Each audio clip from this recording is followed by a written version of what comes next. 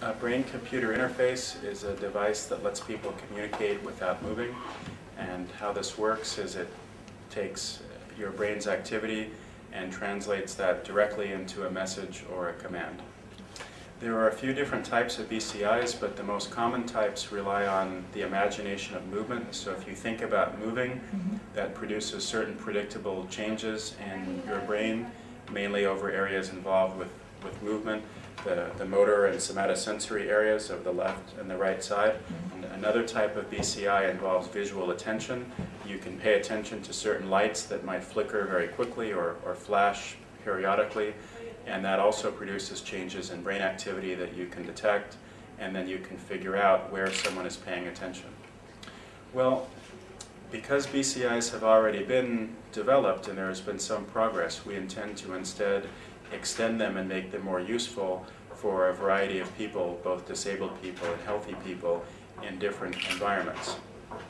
One goal is to improve what is called the inner environment, that is, people's ability to move within a smart home, control devices within their home, and another goal is to control the outer environment, to navigate online, to send messages, to control an avatar or a virtual character in a chat room or a game room, and overall to improve more, to achieve more independence, that is, so people can function without requiring their husband or wife or a nurse or someone to be around all the time, and still be able to accomplish many of the goals that we all try to accomplish in daily life.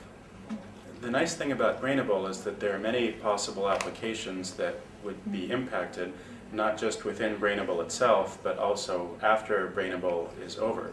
So I mentioned, for example, control in a virtual environment where people can move through an artificial world, or, for example, through a smart home environment or a mechanical environment. Instead, are applications like controlling mechanical devices, such as you could use it to control a wheelchair, to control a robotic assistant, to control an artificial hand. And so these are all things that we hope to improve within BrainAble.